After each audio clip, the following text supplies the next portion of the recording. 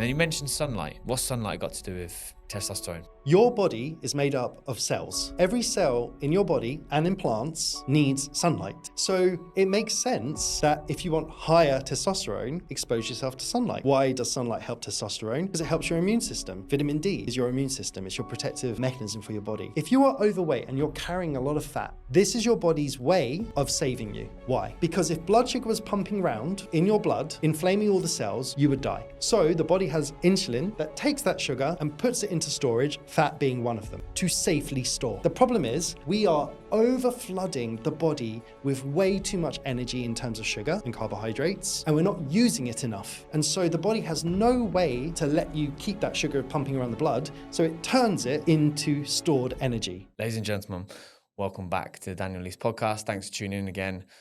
And rarely do I ever do 2 interviews with the same person, but he'll actually back me up on this. I've been bugging him for ages to come back onto the show because he was episode 24 back in the day before video was really a thing on podcasts, and it was all audios. And he was living in Thailand. We got connected through a friend. And at that point in his life, he'd just finished being an architect in Saudi Arabia, correct? Moved all the way to Thailand to go and start a different life and just kind of like live what he felt was going to be his purpose. And he got onto this kind of like health journey. And do you remember, it was when you had the smoothie bowl company. What was it called? It was called Nana Bowls. Nana Bowls, that was it. And then COVID struck, and then you diverted, but still stayed in the space of optimal nutrition and just optimizing people's health through blood work. So today we're going to be talking all things blood work and how you can optimize your health through knowledge of blood and how important it is for your everyday life. So please join me in welcoming this week's guest, the man himself, Phil Anthony. How are you? Amazing. I love your introduction, by the way. Good memory. Yeah. And you recapped basically the time when we first met. And it's been amazing, actually, the journey I've been on, but also watching your journey from when we had that conversation and how it inspired you to start your company. So a lot of people don't know this. You know this, but a lot of people don't know this. So Phil, a lot of people will hear me talk about Ansem Skin, the natural skincare range that I developed from scratch. I was having a reaction in my skin to some products I was using. And on our conversation, Phil was the one that said to me, so when you hear me say a friend, I was talking to a friend and he said, if you don't understand the ingredient, neither does your body. That was the guy who said it. You were literally the person who encouraged me to look into the products and then eventually go and start my own brand. So how mad is that? I love that for you. And it just goes to show you one conversation or one, podcast or one YouTube video that someone can watch can change your whole outlook on something in health or something with your skin or something with nutrition. And I love that you took that little nugget and created something really beautiful and natural for people to put on their skin. After that moment, because it was, do you remember it was during COVID, wasn't it? And there was so many restrictions. And I remember after that conversation, I literally went to my products, put them all out. And I actually explained this in content, like if you go through some of my personal branding videos. And I literally put all my products out. And one by one, I just started going through all the ingredients, just put them into a spreadsheet. And mate, the stuff that I found, because I was a product of marketing back then, I didn't realize the type of stuff they would put in. So when they're saying, these aloe vera gels and these moisturizers with vitamin C and this and that and the other, and then you actually look at the packaging and you're like, oh my God, it's actually frightening what some of these manufacturers get away with. And, I suppose you do a lot of exposing through your social channels on food and is it actually healthy and stuff. But this is not a podcast about me, and it's actually a podcast about your knowledge. So you weren't obviously always in blood work. So what was the point that kind of spurred you to pivot from doing what you were doing and actually going into, being a blood work coach? Yeah. So my background and the thing I'm actually passionate about is engineering. I studied sciences, engineering, architecture, all at university, did my degrees and everything in that, and worked in that industry. And the thing that I love about engineering is you're taking scientific principles and theories and applying it to real life problems and challenges. And engineering really is the link between theory and practical. And so every building that you see, it's following the same principles. The engineers have followed the same principles of gravity and elasticity and all the material concepts, but they've applied it to different settings and different challenges for different clients. So I want you to remember that, because actually in health, it's the same thing. We're taking scientific principles and applying it to different people with different conditions, with different lifestyles. And so when I was working in engineering, I loved it. I absolutely loved it. And we were creating some amazing products and amazing buildings around the world, all of which I'm super proud of, like the London 2012 Olympic Stadium, many projects in the Middle East that I've worked on, and even my team did the Louvre in Abu Dhabi and the Museum of the Future. And I loved it. But the higher up that you go up in that industry, the less engineering you actually do. You turn into a manager. And so at that point where I was winning awards and getting chartered and having a six-figure salary, I just felt like I was missing the interpersonal relationships with people. I was missing seeing the direct impact. And so just in my spare time, I started getting involved in health on myself. And I love self-learning. I love learning how to be better, whether it's psychology, whether it's health. I just knew that there was more to it rather than just performing and running and exercising. I wanted to understand how to fuel my body. And so I went over the last decade or so into a deep dive into self-optimization. And as I went down that path, other people wanted to understand their bodies too. And over the years, having run a health retreat in Thailand and having had a nutrition company and having worked on sleep and stress management and nutrition and gut health and hormones and blood work, now my job is to work one-to-one with people on all of that. Yeah. And again, it's taking the science, breaking it down into simple, fun, enjoyable stories and relaying that to clients to help them understand their own health. And so it's been quite a journey. And I've given you like a 3-minute overview of that.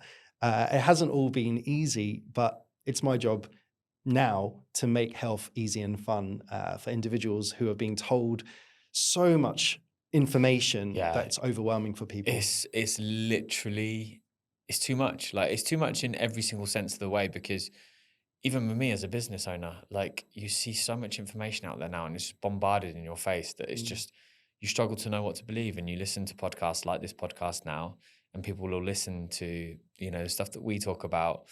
And as there's other health professionals out there, it's like, really is what is the right information to listen to? But you obviously moved into this organically, but I remember you were kind of starting out this journey when we first did the podcast all those years ago, like I think 4 years ago it was now, 5 years, maybe. Yeah, 4 or 5 years ago. But tell me, what was the starting journey? Because this is generally a podcast where we talk to entrepreneurs, which you are, but we'll also get onto the kind of expert stuff later. But how long did it take you to really learn, like, the kind of engineering as such about the human body, and then also teach that to people where it then reflected in results? I guess in terms of the theory, ever since I was, age 11, learning biology and chemistry, because it's the principles. I'm a principle guy in terms of science. So if I don't understand the science, I don't use that, because I need to understand where it's coming from. So really it's that kind of educational piece all the way up. But how it's related into the practical things like gut health and hormones, which now people are interested in, I would say step by step. I mean, it started pretty much for me in sleep. So, there was a book by Dr. Walker, who, he wrote the book, Why We Sleep. Just before he wrote that book, I wrote a book on sleep. And it was called How to Get Better in Bed, Quicker, Deeper, Longer. It was a bit of a sexual innuendo. And I wrote this book on sleep. And that's what I actually started with, because I thought to myself, if I want to optimize my health, I should start with the thing that we all have to do. And the thing that for the rest of my life I'm going to be able to, I'm going to have to sleep. So I should start with optimizing that first. So I started off with sleep, and I was a sleep coach. And then I realized in order to sleep well, you also need to, for example, eat well, and you need to perform well. And so all of these other aspects started coming to my attention because, for example, if your food will impact how you sleep. So then I'm like, okay, now I need to understand nutrition. And then I'm like, okay, now I need to understand gut health because everything you eat needs to go through the gut. And then I'm like, gut inflammation. So what causes inflammation? Then I'm like, blood sugar. And so I'm connecting all the dots of the human body. And the biggest mistake that I find general public and also people that are working in health, the biggest mistake we make is we assume the body is linear. And what I mean by that is material follows linear kind of chemistry, but the human body is very organic. So what that means is with a material, we go, if I hit this, this happens. With biology, it's not the same. If I do this, the body has another way, organic ways to kind of combat that input. And so the human body is very, very complex, and there's so many different pathways that our body has been made with to protect us. So we'll go into detail later, but my journey into health has been very organic. It's not been linear. It's not like do a course and then become this. It's been, oh, I'm interested in that. I'm curious. I'll go and study that. Who's the best in that industry? Let me go and learn from them. What course do I now need? And over time, I've just assembled tools in my little toolkit that I can now deploy. But yeah, it started off with sleep and then moved into nutrition and then hormones and blood work. Nice. That's been the path. So this is a good one then. So we'll start with sleep then, and we'll talk about the importance of sleep, because I think that this is where people cut it the most. It's like for example, even if and you listen to some people now, I mean, I listened to a podcast the other day of the head of science for Whoop, and she was saying the most important thing for health is your circadian rhythm, right? It doesn't matter what time you sleep, you should always wake up at the same time. But then you listen to a sleep coach and they're like, you're actually doing damage if you sleep less than 6 hours or 5 hours or whatever it might be. So talk to us about sleep. What is the optimal amount of sleep? And what are we doing when we're sleeping? So for me, sleep is something that every animal and human must do, because it's when your body's recovering from all the work and the stresses the body's put under throughout the day. So we know this. When you were a baby, your parents, when you were first born, protected your sleep more than anything. They would make the room dark, everyone would be quiet, because that's where your body is repairing. And as it's repairing, it's also growing. So we know this fundamentally, that sleep is super important.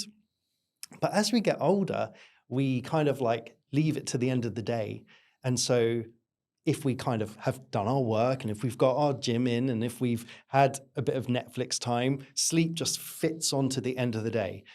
And it kind of, one of the concepts I teach clients is, you know how you have an alarm clock to wake you up?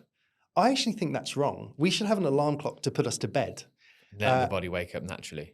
Of course, right. Because what wakes us up in the morning is actually our cortisol. So it's a little micro amount of stress will be released in the body to get you up.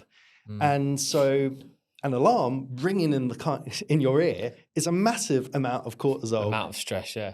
In an already, most of us, stressed body. So I like to give people, really simple concepts to understand. And I'm like, the whole of time we've evolved to follow the sun. So when the sun comes up, we wake up. When the sun goes down, we start to cool down and get to bed.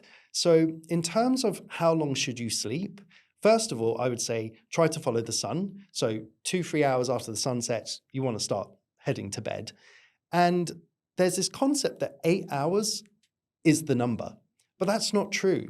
If you work out a lot, you might need more recovery. If you're severely stressed, you might need more sleep. If you're trying to build more muscle, you might need more sleep for that muscle to be rebuilt. I would say 8 is a general rule, but you might need more. And now we've got a lot of sleep tracking devices like Aura, which I wear, a Whoop ring, a Root watch, or a Fitbit. And they're all giving us a lot of data to tell us how much we should sleep, which is useful. but it doesn't tell us how we as an individual feel. So if you don't wake up in the morning and you don't feel well rested, you're underslept. And that is so important. And I was actually speaking to Dr. Rebecca, who's one of the sleep advisors for Aura, amazing lady. And I was saying to her, isn't it incredible that every piece of data that's ever existed on the human body, I can take all of that data that now exists, and if I took the average of all of that data on sleep, on gut health, on nutrition, on muscle growth, all this data, you will never find the average human. That doesn't exist because all the data points, there's no average that exists of all of that in reality. It's all different. It's all different. So yes, we can use the data to guide us, but we can't let it define us. It can guide, you know, if you wake up and your HRV isn't great, or, you know, your heart rate's a bit bad, or it doesn't seem to be well rested, okay, use it as a little check, but you need to really check in with yourself. So I would say average, probably 8 for length of time, but more important than that is also the quality of your sleep. So there's no point having 10 hours of long sleep, but it's really bad quality. So you've got the quality piece and you've got the quantity piece. And most of us have pretty bad quality sleep, and we also don't get enough quantity of sleep. And so for me, when I work with a client, I want them to get both of those so they feel really well rested. Yeah, my Whoop tells me on a regular basis that I should be going to bed at like 6 p.m. Crazy, based on the amount of strain you've put yourself, like obviously workouts and whatever and working. You need to go to bed at 6 p.m. I'm just like, I'm literally still working at 6 p.m. Yeah. You know? Well, here's the thing. Here's the thing. Let me make an analogy for you. All of us, different bodies, imagine your body was a car. So most of us, if I said your body was a car, what brand of car would you like your body to be? Name your favorite car. I would say a reliable car. So I'm going to put myself in the category of like a Ford Focus. Oh, nice. Okay, a nice Ford, okay? Yeah. Now, imagine not the best looking. No, but it's reliable, it's solid, it doesn't break down, etc., right? So a Ford Focus isn't going to drive the fastest of all the brands, but it's never going to break down, right? As an example, it's reliable, solid. Well, if you start driving that Ford Focus really, really fast every day and really rag it around the roads, eventually it might break down, right? Yeah. So if it breaks down, where do you take that car? To the garage. Okay. And when you drive it into the garage, what do? They fix it. Right. That car is still as they're fixing it. You can't drive the car while they're fixing it, right? Your body's the same. If you rag your body around every day in the gym, doing high intensity, running marathons, doing all sorts, stressed at work, at the end of the day, you need to park the car and let all your little hormones and all the little bodily functions do the mechanics work and fix the body. So if you have a car that you drive and, you know, for example, if I was an athlete, I might say I'm a Ferrari, right? So if I'm going to perform as a Ferrari, I need to fuel myself as a Ferrari. I need to repair myself like a Ferrari. I need to have the best mechanics like a Ferrari would require. So sleep is where all the repair work is done. So again, but if you never drive your little car around, it doesn't probably need so much repair work. So the question you asked, how much sleep should I get? Well, it depends how you drive your body. Does that make sense? Yeah. It's honestly, it's actually a great analogy, to be honest. Really good. But how often do you sleep? Like, what's your kind of average range? Oh my gosh. So when I was in my 30s, I wasn't I wasn't respectful of sleep. Yeah. If I'm honest. When I'm in my 20s, I was really bad with sleep. I'd sometimes sleep 4 or 5 hours. Yeah. When I was working in the Middle East, I would be on Panadol nights. I would have espressos every morning. I was playing Goldilocks with sleep. Now, I turn 40 in a few weeks. I respect sleep so much. I'm like, I need sleep. I'm one of these guys, when it gets to like 9 o'clock, I'm like, I think we should be heading home now. Like, it's getting late. I'm that guy. Yeah. So I try to sleep, and it varies. You know, some days I travel a lot for work. So if I get 6 hours one day, I won't smash it at the gym because my body hasn't repaired properly. But if I've slept 9, I'm like, okay, give me a high rocks race. I'm ready for it. So it kind of alternates. It's not the same every day. And you made a point, you know, about consistency with sleep. In an ideal world, consistency would be amazing. But I always say, if you try and be 100% consistent with anything, it's almost like being in a prison. So if you lived in a prison, your whole schedule would be consistent every day because it's Groundhog Day every day. Yeah. Most of us, we don't want to live in a prison. We want to live in the free world. And so in the free world, we've got so many variables where people want to meet up late at night, where you want to exercise early in the morning. Like we did a High Rocks together. We had to wake up at like 4 a.m. Exactly. We had to wake up at 4 a.m. So I wasn't like, sorry, I can't do this race because I sleep between 10 and 6. Sometimes you need flexibility and a strong body and a strong metabolism and a strong metabolic health protocol for the person will enable them to have that flexibility. Yeah. So consistency, yes, but you need to challenge the body sometimes and wake up a bit earlier, wake up a bit later, and that's human. Yeah. You mentioned a second ago about like taking Panadol nights and espressos in the morning. I don't do the Panadol nights, but the espressos in the morning, I definitely do. I always crash at a certain point and get a bit tired, like yawny and stuff. And I always look in meetings and I'm like, fuck, I'm the only one yawning. Like, I must be the only one that's like tired. And I always think to myself, is that double espresso at the crack of dawn, the second I open my eyes, is that actually doing me good or doing me bad? Great question. So can I give you a little science story? Yep. Okay. When you yawn, why do you think your body yawns? Because you need more air and oxygen. Exactly. So why would your body want more oxygen? All of a sudden, like you're just sitting there in a meeting, you're not running a marathon or anything. Why all of a sudden would your body want more oxygen?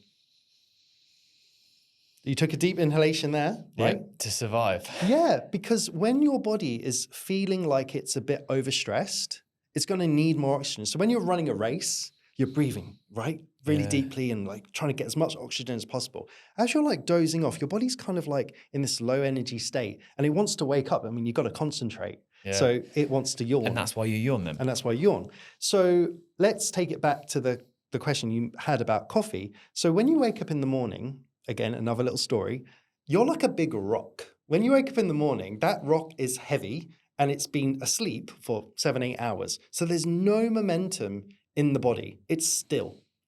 To get that rock, to move, right, is a bit of effort. You're basically going from horizontal to vertical and then expecting it to move. So there's a lot of energy that's required. That's why you get a cortisol pump to get you up, right? So sometimes some of us need a bit of va-va-voom. We need to push on the brake, push on the accelerator. Coffee's like that. It gives us a bit of momentum, right? It gives us that push. But it's not giving us energy. It gives us access to the energy, right? So when you're drinking caffeine, there's no sugar in caffeine. There's no fats. So there's no energy from that coffee. If you have a black coffee, there's no energy from it. But it enables you to access the stored energy within your body.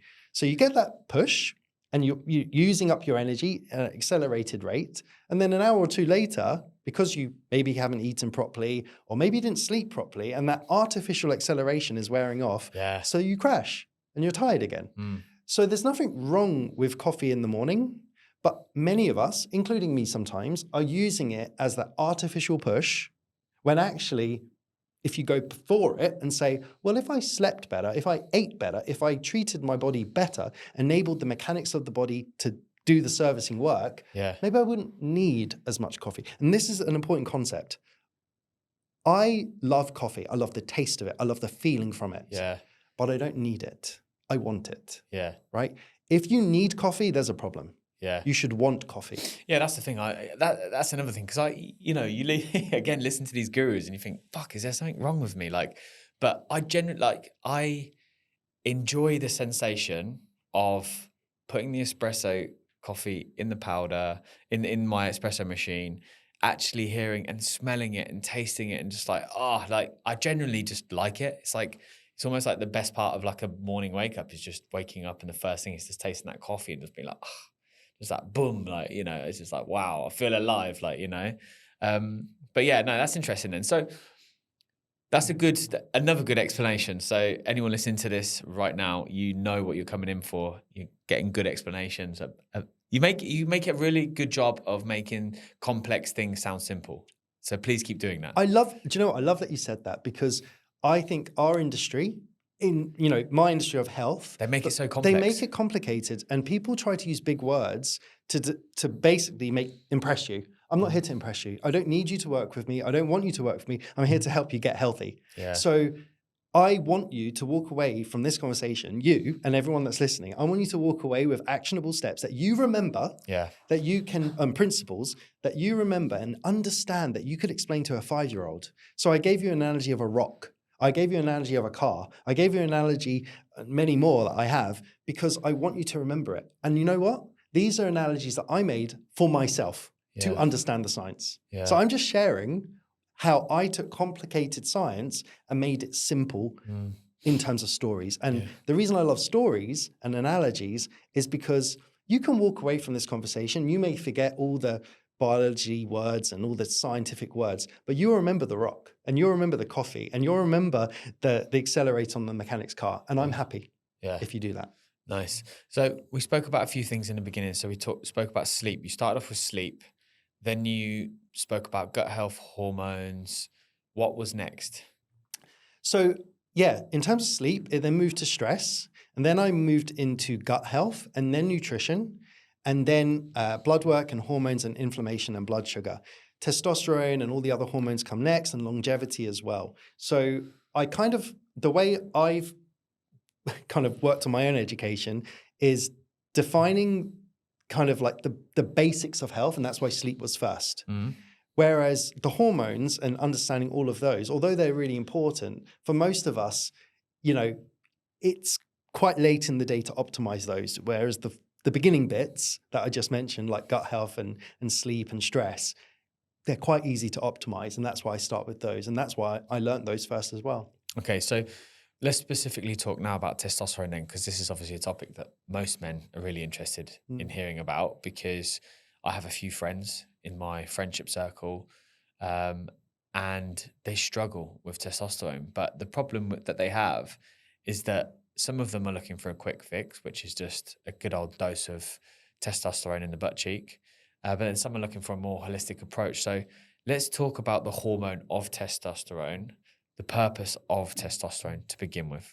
Yeah, great question. So I am a big fan of testosterone, and I have no opinion about people taking testosterone supplements. I have never taken it myself, but I don't have a strong opinion about someone taking it. But I'll give you what I believe is fundamental principles to help you understand whether it's right for you. So this is not medical advice. I'm just going to make it really super simple for you to understand, and then you can decide what you do with testosterone.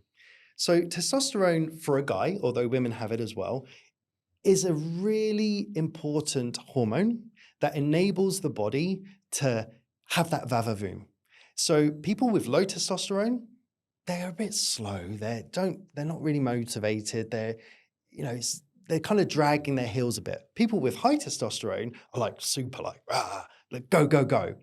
So if you're in a stage of your life, let's say a young teenager, where you might want to build loads of muscle and you might want to take on the world, and you got to survive and attack other animals back in the day, it kind of makes sense that you would have high testosterone. And obviously you want to reproduce as well. You want to fend off people from who you're trying to mate with. So it makes sense to have high testosterone. As you age, and as we age, it makes sense that our testosterone isn't required to be so high. And as we age, our body wants to focus on other things like staying alive, and the heart and the liver and the kidneys and everything. So it makes sense, as you're young, testosterone will be high, and as you age, it will decrease. Because again, if you're 60, you're probably not thinking about reproducing, so you don't need as much. You're probably not looking to build loads of muscle, so you don't need as much.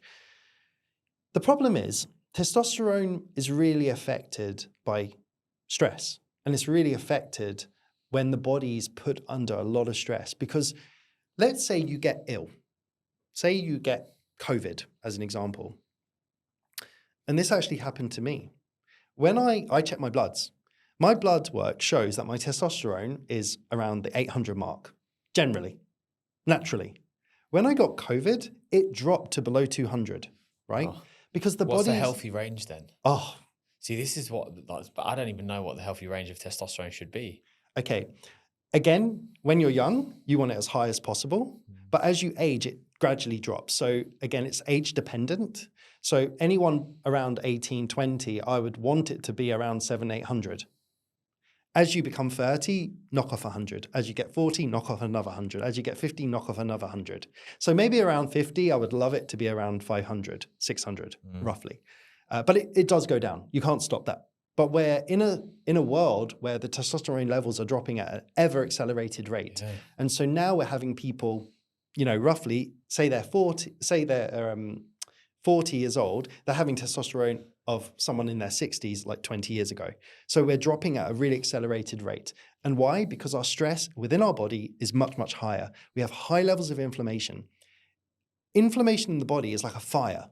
So testosterone, if you've got a high fire in your body, it's not interested in reproducing. It's not interested in building muscle. It's barely dealing with the fire in your body. So the body's energy systems and the body's efforts and focus are not on having high testosterone. It's keeping the fire down as much as possible. So again, some of us who've got very low testosterone, we may look for a bit of support temporarily and take TRT or steroids or supplements. And again, I don't have an opinion on that. It's just that I believe you should focus on your natural testosterone first, and get that as high as you can by decreasing stress within the body and sleeping well and moving a lot and getting some sunlight and all of those elements. If you do that on a regular basis, testosterone generally will be okay. If you have low testosterone and you want to kind of increase it, first of all, before you think about supplements and you think about all these other things, start with focusing first off with your sleep, with your food, with your inflammation, with your movement, with your sunlight. Once you've kind of done all of that and you recheck your testosterone, if it's a bit low, it's up to you whether you take TRT and testosterone. The problem is testosterone is a little bit inflammatory. So if you take testosterone, you might increase your cholesterol levels. You might put your heart under a bit more stress. And so that's where blood work comes in. You want to assess the other biomarkers of health. But again, I want every one of my male clients to have as high testosterone as they can possibly. And if they've got low testosterone, I'm like, ooh, your body's probably a little bit stressed. Let's deal with that. Yeah. Because taking TRT doesn't deal with that. Doesn't help your stress levels. Yeah. Yeah. Well, classic example was I was at a barbecue with my friend the other day. He was on TRT for such a long time, but he came off it. And then what happened? His testosterone levels went extremely low again. But what are the natural ways then? So obviously good sleep. I suppose it's hard to not stress, but I suppose if you're getting enough rest, you stress less, correct? Nutrition. And then you mentioned sunlight. What's sunlight got to do with testosterone? Okay, I love this question. So testosterone will be high or highest in a naturally balanced body, right? So your body is always going like this. So if you exercise a lot, we'll go like that. If you sleep a lot, it'll go back again. And it's constantly going like this. And the highest testosterone will be in someone whose body is in equilibrium. I mean, actually, the healthiest bodies are in balance. That's the whole point of health is to be in a state of balance. So anything that brings your body back into balance is good for testosterone. Your body is made up of cells. Every cell in your body and in plants needs sunlight. So it makes sense that if you want higher testosterone, expose yourself to sunlight. Now, one thing that many people don't know is vitamin D is the only vitamin made within your body. Every other vitamin you have to get from external of your body through food or drinks or whatever. So vitamin D is made within the body, but vitamin D needs sunlight. So again, why does sunlight help testosterone? Because it helps your immune system. Vitamin D is your immune system. It's your protective mechanism for your body. Melatonin, your sleep hormone, your recovery hormone, that does all the repair work. Again, it is released and created when we are exposed to sunlight. So this is why you feel more sleepy when you've been in sunbathing on the beach. Yes. Oh my gosh. I did not know that. I was like, oh my God, why do you always feel tired when you come back from the beach? Okay. Can I tell you this? Yeah. Please. You are like a solar panel. Yeah. Right? Every cell in your body needs sunlight. So when you're there being charged up, you're literally charging up. What's actually going on is your pineal gland is creating melatonin, and it's charging up, going super, super high to the point where it can't go any higher. So it starts getting released because it's got nowhere else to go. Yeah. Right. And so you'll be on the beach and you can shut your eyes because you're getting sleepy. And as you're shutting your eyes and you're covering your eyes, you're sending a message, release the melatonin, buddy, get into my bloodstream. And so you'll be so tired. And here's the thing that many people don't realize. If you want an accelerated release of melatonin, go into a dark room. Because when you're in a dark room and you close your eyes and it's pitch black and there's no even like aircon little red light or green light, you're sending messages to your body, release melatonin. And that's why you go into deep sleep. It takes about 1 or 2 hours for the melatonin to all be released. And as it's releasing into your body, you can't help but fall asleep. Wow. So that's why when you've spent time on a boat or on the beach or in nature, sunlight is the key. Yeah. And I suppose that kind of would technically go against UVs and spending too much time in sunlight. So how do you draw the line in like kind of being like, okay, well, I'm in the sun, but I suppose if you're not in direct contact, are you still getting the vitamin D synthesis or not? Danny, it's story time. Get ready. Yeah. Imagine, you know like a plant? Yeah. Okay. If you took a plant and you put it on the table, right? Now, you could move that plant into direct sunlight. You could leave it on the windowsill, put it a bit of shade. If I put that plant in bright direct sunlight, what would happen to the plant?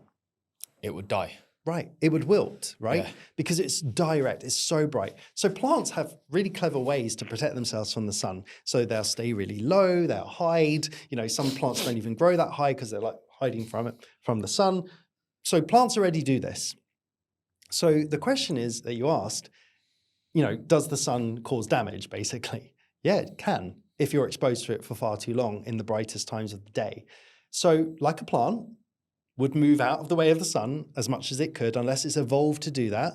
So for example, people from Africa or Asia are able to be more in the sun than if you're from Scandinavia or like Canada or something. So again, it's dependent on the person, dependent on the plant. If you're someone who is sensitive to the sun and you know you're going to burn, don't go into the midday sun. Don't go into the intense sun and expect to be okay. Go at sunrise, go at sunset, go on an umbrella, wear a hat, like do what you need to do to protect yourself. But if you're just listening to this and you're just starting out, it's not about bathing in the sun. It's just being in the sun a little bit more. Yeah. So you might, just like people count their calories, although my clients don't, maybe just count how many hours you spend in the sun every day and just say, well, when I go get my coffee, that takes half an hour. When I go for a walk, that takes 20 minutes. Just add it up and then increase it by 10%. Week 1. Next week, increase it by another 10% until the point where you're like, I'm sleeping pretty well. I feel well rested. Maybe that's okay for you. So I wish we lived in a world where we didn't just track things like calories and, testosterone and steps. I wish we tracked everything like, sunlight, because it's so important. When you're ill, people say like, oh, have you got some sun? Go get some sun. People did this all the time. And again, they don't understand the science, but they know it's true. I feel good when I'm tanned. Why? Because your body is charging up. Your tan isn't making you healthy and making you feel good. Might make you look good, but it's not making you feel good. So what's going on? Because you're charging up. Yeah. Wow. Okay. You wouldn't put a plant in a cupboard, right? No. Because it would die. Yeah. So why are we all hiding from the sun? Yeah. Yeah. And that's the thing. We're getting, again, conflicted messages. And the problem is like there's no one really out there to go and speak to, because you have these problems and you go see a doctor. A doctor doesn't give you the solution. They just put you on medication. Because I always used to think to myself, if he's giving me vitamin D tablets, and you only get vitamin D from the sun, how is this tablet actually going to benefit vitamin D synthesis? I mean, it's a really good point. Supplementation should be a last resort, in my opinion. Because... especially when you got the sun, you can just walk outside. Yeah, because there's other mechanisms that need the sun, apart from just increasing your vitamin D. You need it. Basically, the sun helps, keep the balance of bacteria in your skin. The sun is kind of like a disinfectant in a kind of healthy way. So if you've got like in your home, if you open up the windows and the sun comes in, it basically is disinfectant for the materials in your home. So, UV, right? You see the barbers put their little utensils in UV things. It's a sterilizer. So again, it's not about just I'm getting sunlight because I want vitamin D. We also want it for its melatonin. We also want it for its immune system. We also want it for your mood. So there's so many factors involved, and just taking a vitamin D supplement, I feel you're missing all of those other mechanisms. We've evolved for, years and years and years and years and years using the sun to help us. Why are we trying to break the balance? Yeah, 100%. Now, gut health. They always say like the gut and the mind are connected. So let's talk about the importance of the gut health next. Yeah. So everything that you eat and everything that you drink has to pass through your gut. Your gut starts at your lips, all the way out to the bottom, right? So as you're chewing food, enzymes are there to help you break it down. As it goes into your stomach, hydrochloric acid is there to help you break it down. Then, it goes through into the intestines, through the big and the small intestines, and then comes out. So there's so much, that whole passage is your gut. And so gut health really starts in the mouth, all the way through the stomach and all the way through the intestines. Most people define gut health as often, the permeability of the gut wall, but it's also your digestive system. It's the acid and how you chew food and all of that. So, but let's start with the gut lining, because it's probably what most people think about. There's a term that we use called leaky gut. And just to, again, make it super simple for people, your gut, imagine it's a long tube. So from your mouth all the way to the end, imagine it's a long tube. Some foods can irritate the surface of that tube. And when they irritate the surface of that tube, the tube can swell up a little bit, gets a bit inflamed. And when I say the word inflamed, I mean water comes to the scene to help break down some of the damage being done. And you get this feeling of bloated. Have you ever eaten something and felt bloated? Yeah. Right. Yeah, because I've realized that later on in my life, I seem to have a really bad reaction to lactose. So, I mean, like even like I used to love eating Greek yogurt, but then it got to the point where like I couldn't eat yogurt because I would literally just be blowing up. And my girlfriend was like, try the lactose because this is unbearable. And yeah, it literally just went just like, so now I just avoid dairy basically. Yeah, so really good point. So for you, your gut may be sensitive to lactose. So when lactose comes into contact with your gut lining, it can irritate it. And as it irritates it, water is sent there as it swells up to help you, right? So again... And is that why people get diarrhea then? Because... Well, diarrhea is the way that your body can expel something quickly, right? So your body only has two options. When something it doesn't like comes into your body, it's only got two options. It can either vomit it out or, poo it out.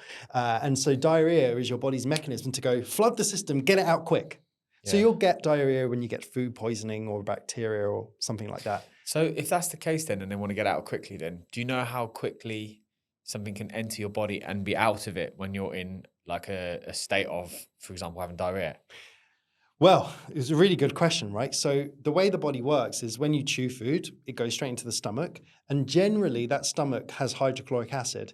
And that hydrochloric acid will kill most pathogens most of the time. But sometimes they're too strong. These little bacteria, little buggers, they're too strong and they get into the intestine. And that's when, snap, you'll get diarrhea. So it can happen in a few hours if it needs to. But vomiting is the first protocol. Yeah. So if you eat something and your body's like, oh my God, this chicken is really off, there'll be messages happening to go and vomit. Yeah. Like it will be like, I feel sick. And your stomach will be making this movement, trying to go like, get it out, get it out.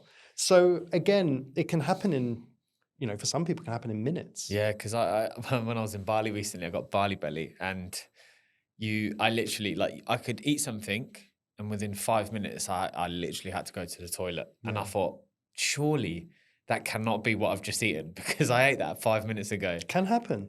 The gut is like a garden, right? So in a garden, you've got flowers, you've got trees, you've got grass, but you've also got animals, you've got insects and bugs and butterflies and birds, okay? And so the surface is the soil, So that's kind of like the lining of your gut is the soil. So you've got to look after it. You've got to nurture the soil. So you've got to keep it well hydrated. You've got to make sure that there's a lot of minerals in that soil. Same with your gut. So that's the surface. But then you've got all the plants. So if you don't have a good surface, those plants aren't going to grow very well. The plants are like your probiotics. These keep it all beautiful. So all these pills. Do you supplement probiotics or not? I personally don't, because I eat probiotics. I have like sauerkraut and kombucha, a lot of pickled things. Every culture has its own way of producing. Because you live in Asia as well. In Asia, that's obviously perfect for like kombucha as well as kimchi. Yeah. Every nation has its own. Every culture has its own way of fermenting. So for some people, that can be dairy products as well. Do you ferment your own foods? No. I'm the worst cook.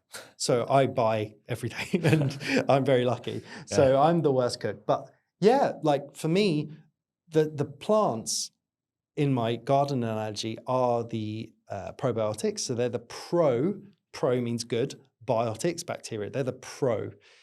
The bad biotics, the bad bacteria, are the pathogens things that grow in our body. And we need that balance. You can't have zero bad bacteria. You need some. They're kind of like the bugs.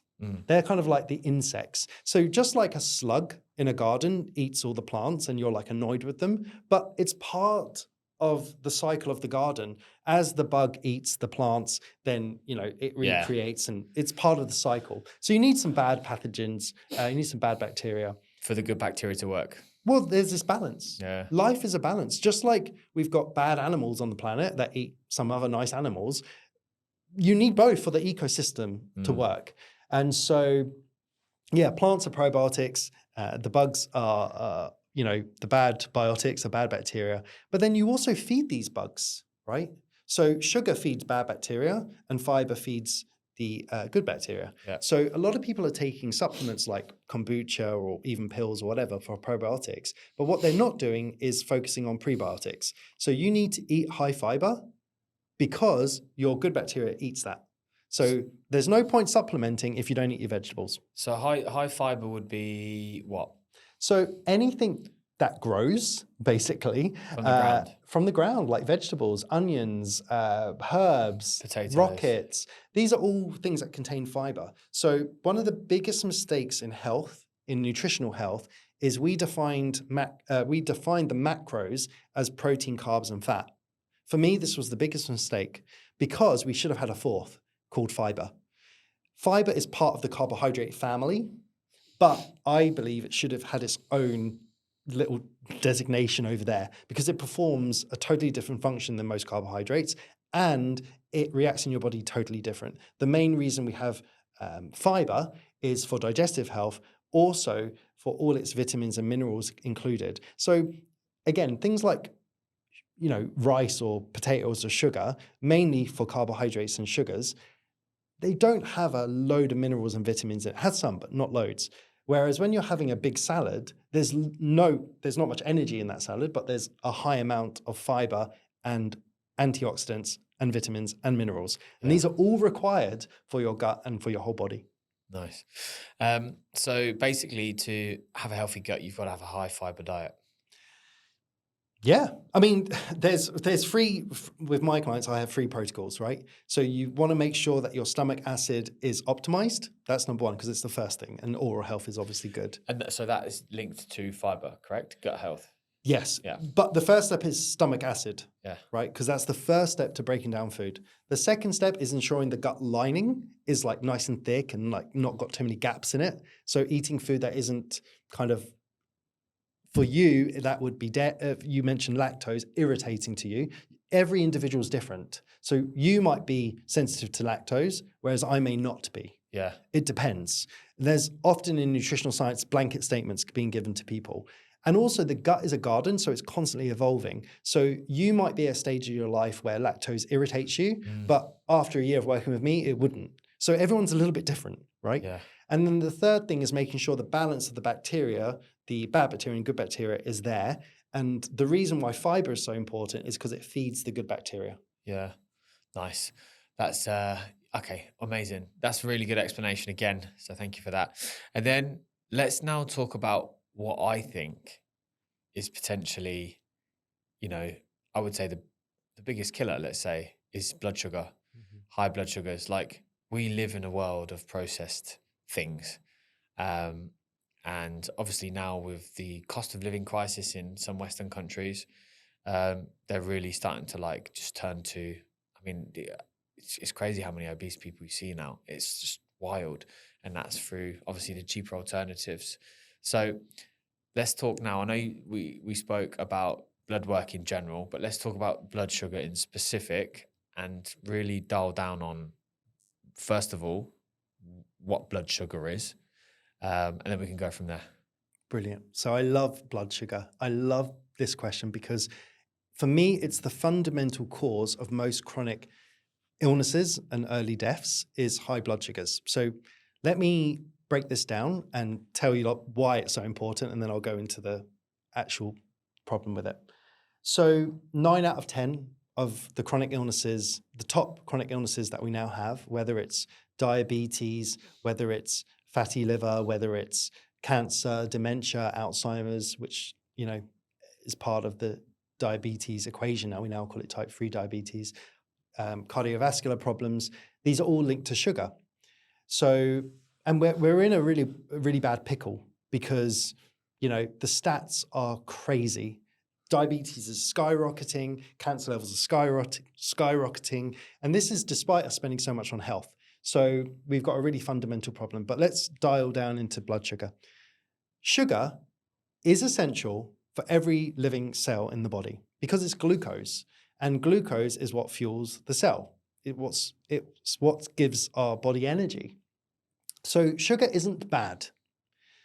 It's needed. The problem is, if we have too much of it or too little of it, we die, right? So it's this really fine balance that we need. When we have too little sugar, our body starts to shut down. We can't think properly. The body's energy system starts to end. So we cannot have zero blood sugar, right? That's not the goal here.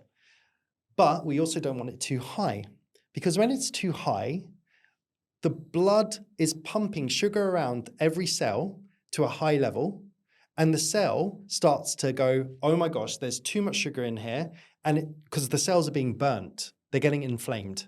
The sugar is too high. And is that what they call glycation, yeah? So I'll keep it simple without making it scientific for people. Yeah. If the cell has a high level of sugar in it, and it's too high, and the cell is not using the sugar fast enough, that high sugar will lead to inflammation, inflame, on fire. The cell is on fire when there's a high level of sugar and the body is not using it fast enough. The problem with that is that our nerves and our cells are very delicate. So if we have high levels of sugar and we have high levels of inflammation, the most sensitive nerves and cells will, for example, the brain cells, the optic nerves, they are very sensitive and they'll be degraded. And we know this. If you ever drink loads of alcohol, right? Say you have like a bottle of wine, can you see properly? Can you think properly? Yeah. Right? Because these are being inflamed, right? So we don't want too high and we don't want too low, right? We need it just right. And, nature has given us many mechanisms to help us. So there's a few hormones, they're the staff of your body, that can control your blood sugar levels. Insulin is the one that drops blood sugar. So when your cells have too much sugar in them, the pancreas releases insulin. And the insulin takes that blood sugar and goes, oh my God, we can't have it in all these cells because they're burning up. So I'm going to go and put it in storage. So it will put some of the sugar into your muscles, some of the sugar into your liver, and some of the sugar into your fat cells. These are the 3 storage areas for sugar. So let me make this point, and it's very, very clear. If you are overweight and you're carrying a lot of fat, this is your body's way of saving you. Why? Because if blood sugar was pumping around in your blood, inflaming all the cells, you would die. So the body has insulin that takes that sugar and puts it into storage, fat being one of them, to safely store. The problem is we are over-flooding the body with way too much energy in terms of sugar and carbohydrates, and we're not using it enough. And so the body has no way to let you keep that sugar pumping around the blood. So it turns it into stored energy, i.e. fat. Now, that whole mechanism puts a lot of stress on the liver, puts a lot of stress on the kidneys, because every time you eat high sugar and the insulin is released into your blood, it takes that sugar, it has to be processed by the liver, and the liver is an organ in your body that's like a bit like a factory, and the liver then takes that sugar and puts it into the free storage areas, the fat, the muscles, or the liver. And when it does that, the kidney has to work really hard to clean up the liver's mess. So there's a lot of processes involved in this, but ultimately it's all related to sugar, right? Because anyone who has diabetes will know that if their blood sugar is high, that's dangerous. And because they don't have insulin, and if it's too low, they faint. So blood sugar is, for me, one of the key metabolic markers of health. If you've got good blood sugar, your chances of all the other things I've just mentioned, cardiovascular problems, cancer, dementia, all of those are much, much, much lower. So we are chronically overfueled by sugar, we are chronically overusing insulin, and we are chronically overfueled and therefore overfat. That's the problem. So what's a good marker for blood sugar levels then? What should our blood sugar levels be? Brilliant. So you know how people have a bathroom scales, right? I believe that every person should have also a blood pressure monitor and a little blood glucose pen that you can buy from like any store. I'm not going to say any, but you can buy on Amazon or any of those. Literally doesn't cost much. You can buy it and you just do a little prick on your finger and you have a little reader and you can measure your blood sugar. It's super easy. So there's two ways of measuring it, but let me use the way that I know the numbers most clearly. So there's something called mg/dl, mg per deciliter, right? So I'll use that just to keep it all the same reference. 70 to 100 when you wake up in the morning before eating is considered normal. 70 to 100? 70 to 100. Is that just because you get a spike? No, that's just the body's operating at 70 to 100. Like 70 to 100 means that there's 70, right, mg per deciliter of blood, of sugar pumping around your blood. It's not much. It's very little sugar. So 17 milligrams, is that correct? Per deciliter of blood. Okay. Right? So to put this into context, if I took all the blood in your body and poured it into a bottle, there's probably 1 to 2 teaspoons of sugar in all of that blood. So it's very small amounts, right? Very, very small amounts. Now, 70 is considered low and 100 is considered high. So between that range is considered normal when you wake up in the morning. Don't know about you, but I don't want to be normal. I want to be optimal. So better is to be about 80 to 85. This is, for me, you're waking up in the morning with good energy. You're waking up in the morning feeling great. You're woken up in the morning starting off your car, go back to the car analogy, without being overfueled or underfueled. You're just right, Goldilocks.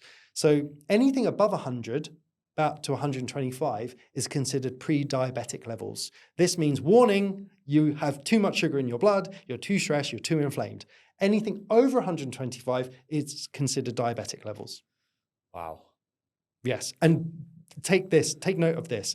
If you took the average adult in the US and measured their blood sugar, over 50% of them would have over 100 in those readings. So they would be in the pre-diabetic range, 50% of people. Wow.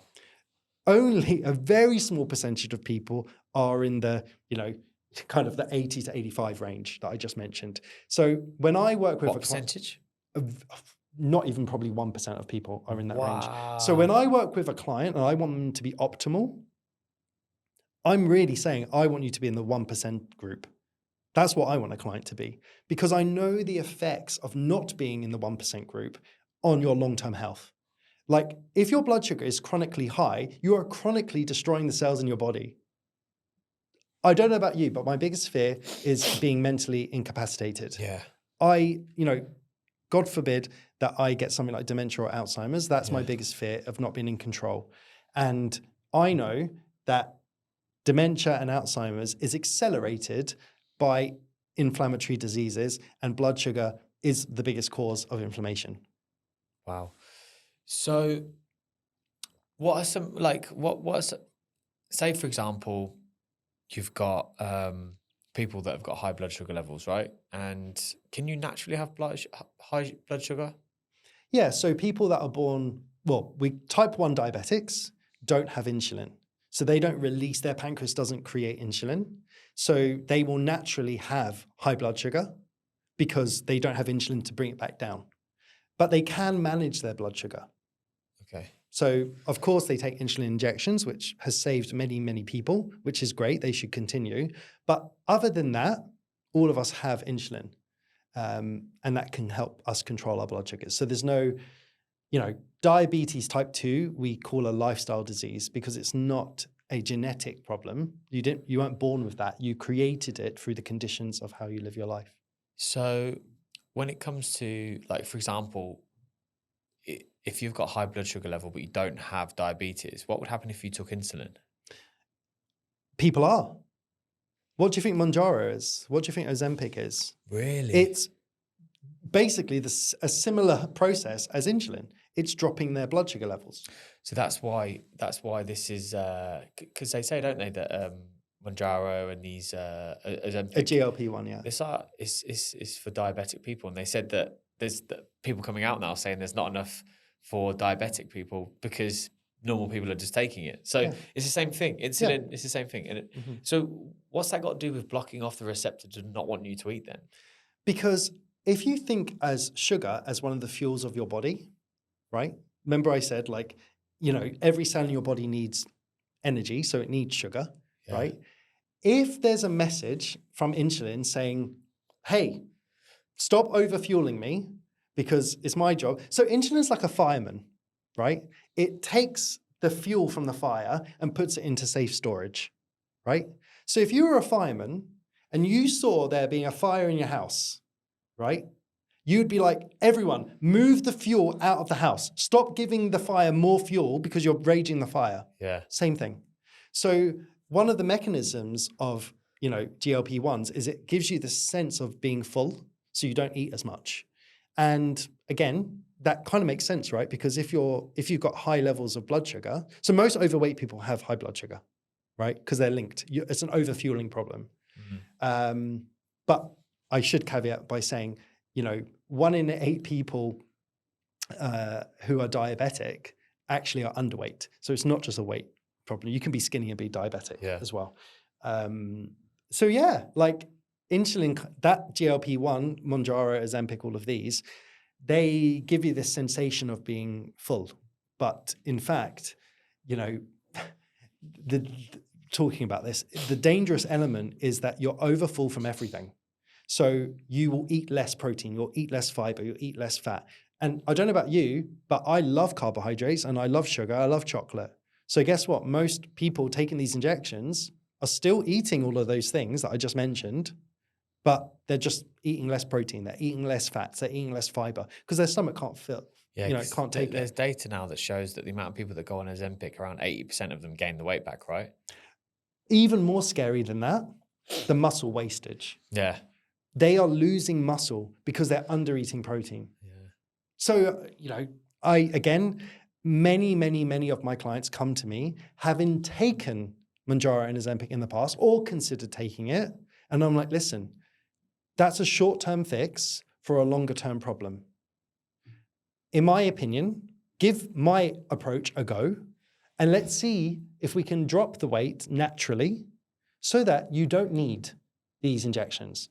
Now, again, if someone is in desperate need of an operation to save their life and they have to lose weight, these medications can save your life.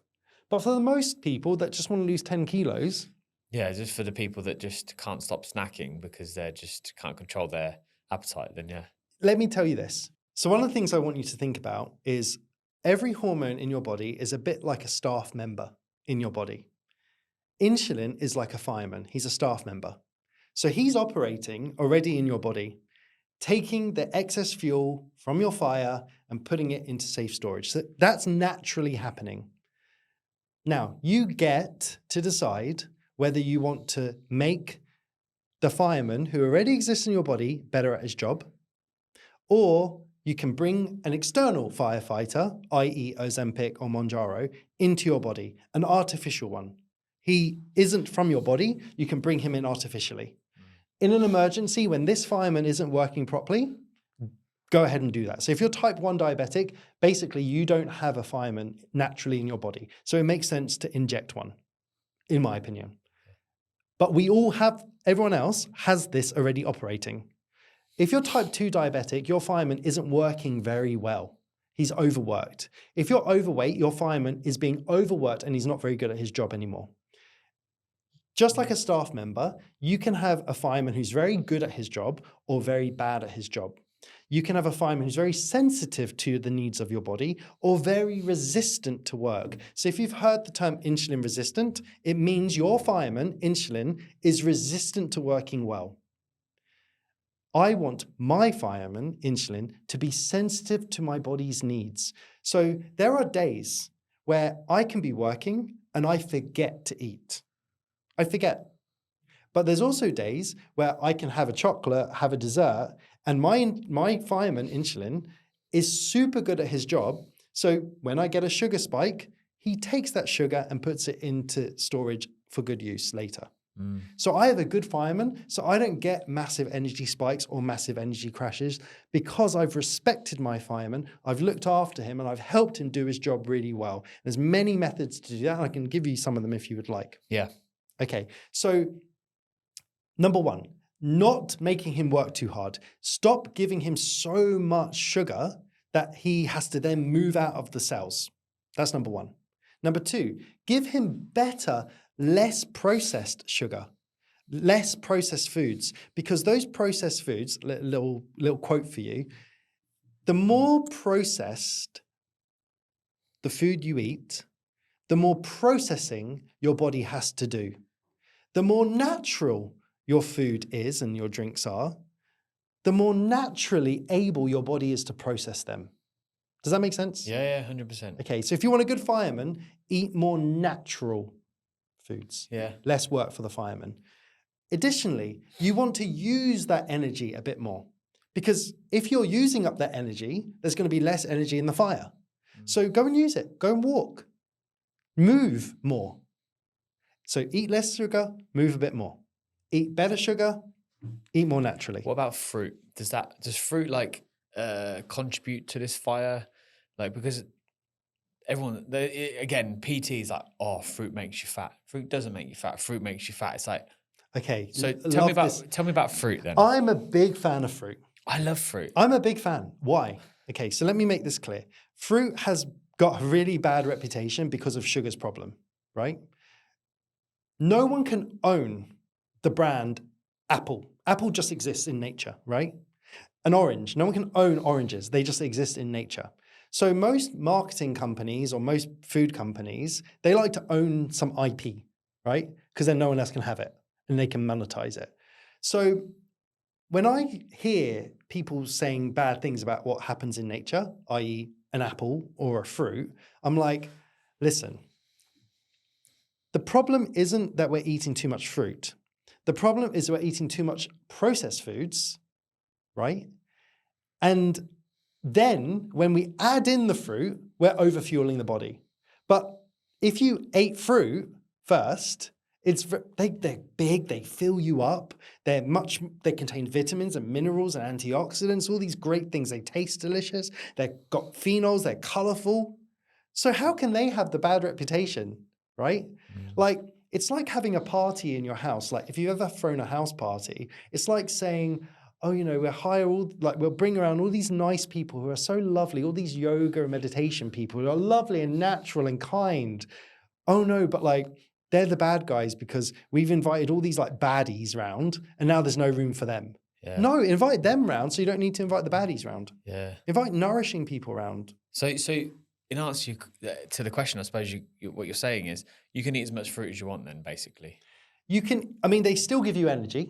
They still contain sugar. So they will spike your blood sugar? Yes, of course. But fruit also contains fiber, and fiber slows down the blood sugar spike. So an apple, when you've got the skin, when you've got the seeds and the fiber structure within the apple contains, a lot of fiber to balance out the sugar spike. Whereas when you just have a bar of chocolate, there's no fiber in that chocolate. So you just get a sugar spike directly. So the best way to eat chocolate is cook some broccoli, bite the broccoli, eat it, and then have the chocolate. Again, I love chocolate.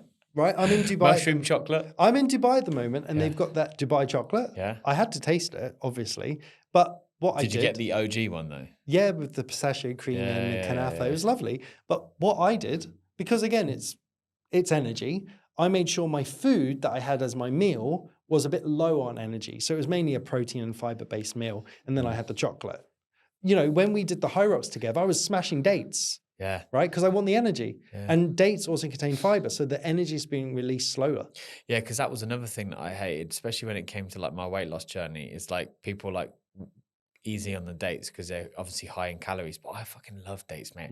I could like literally, if you gave me chocolate or dates, I'd choose dates all day long. And I love chocolate.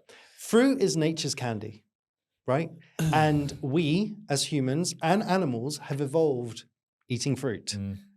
I don't see a correlation between eating fruit and poor health outcomes.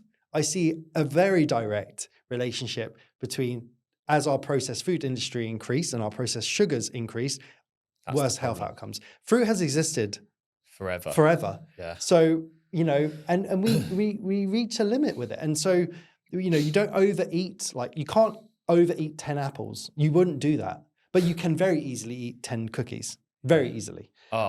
I had a really interesting thought the other day, and I want to share with you, is we try to like look at things in isolation and say what's good and what's bad. But it really depends how you use it and how your body receives it and how you make the most of it. So again, if you're running marathons and you want to smash a chocolate bar, you're using up the sugar. It's going to be very different than someone who sits on the couch smashing chocolate bars who never moves. So is the chocolate good or bad? Well, it depends how you're using it. So I don't like to speak in definitives. I like to understand the principle, i.e. sugar, and how your body uses it, and then understand how you live your life and how you can still eat the chocolate if you would like it in a way that has better outcomes, i.e. not overworking insulin, not overfueling the body, not causing inflammation. But the thing is, again, this is controversial, very poor trainers and very uneducated coaches are just giving blanket statements like, you know, work hard or go home, or, you know, don't eat fruit or count your calories. That is part of the equation, but it's part of the equation. You're not a robot. So we need to understand your lifestyle and your feelings and how you like to eat. You said, I love dates. When a client tells me they love something, I don't like to remove it because you love it. Yeah. Okay. So when you spoke about your clients earlier on, which you've kind of touched base on again there, you mentioned about you don't calorie count. So is it actually possible to lose weight without calorie counting then? I want to ask you a question. I think of calories like money, right? If you want to get rich, how do you get rich? Have lots of money. Yeah. So you earn more and you spend less. Yeah. Does counting how much you earn and how much you spend mean that you'll be rich just because you counted it? No. No. But if you're in that fine line, right, of let's say you earn 101 pounds a day and you spend 99 pounds a day, that £2 difference is the profit you have. If it's that close together, I understand why you would count your pounds. But in my mind, I'm just like, you know what? Earn as much as you can and spend as least as you can. That's the fastest way to get rich. So it's up to you. So what you're saying is you can eat as much as you want, just exercise. If you want to lose weight, you cannot eat unlimited amounts of food, right? You cannot do that. Of course you cannot. Damn it. But there's reasons why people overeat. Most people overeat because they're not satiated, they're not full. Most people overeat because they're eating food that's very small volume and high energy. So their stomach is rumbling all the time. And so therefore they want to eat more. Most people eat foods that spike their sugar and drop their sugar. So when it drops, you want to eat again.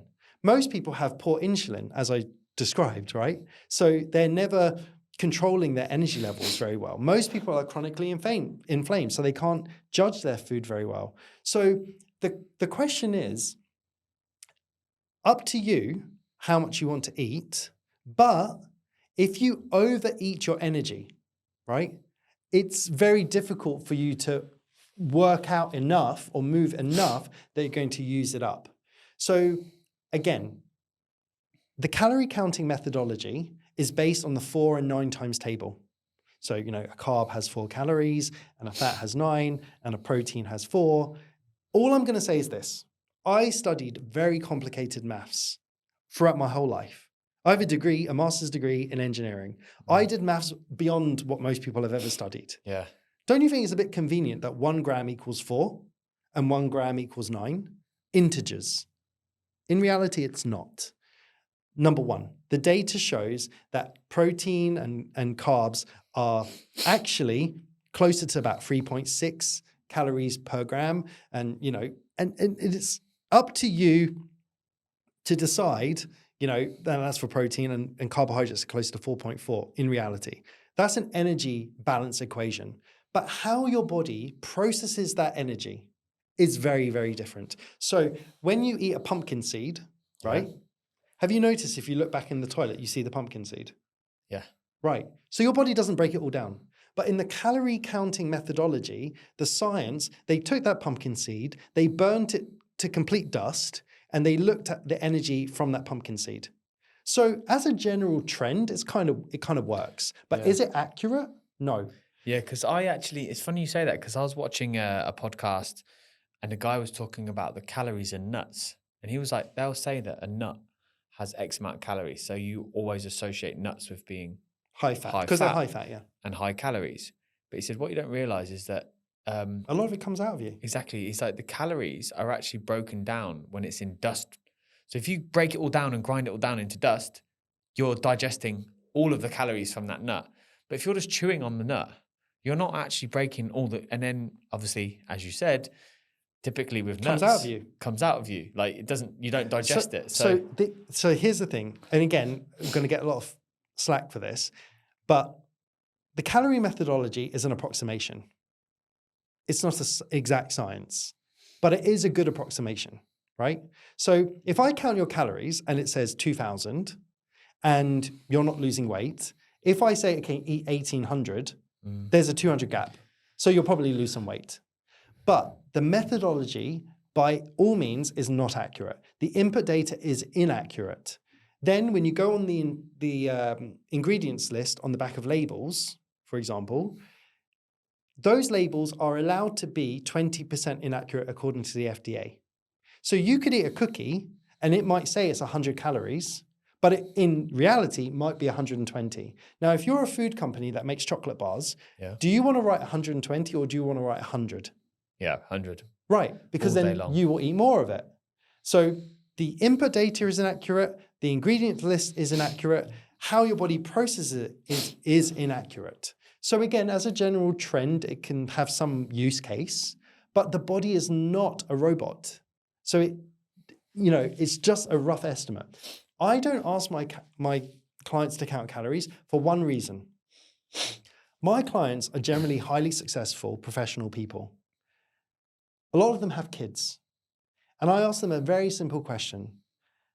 If your child, the thing that you loved the most was getting bullied at school because they were overweight, and they came home and they said, Mama, Papa, Sally said I was fat and I'm embarrassed, I don't want to go to school tomorrow. And you, as the loving parent, wanted to help your child. Would you count their calories? Would you put them on a meal plan? Would you get them to the gym and make them run 100 kilometers a day?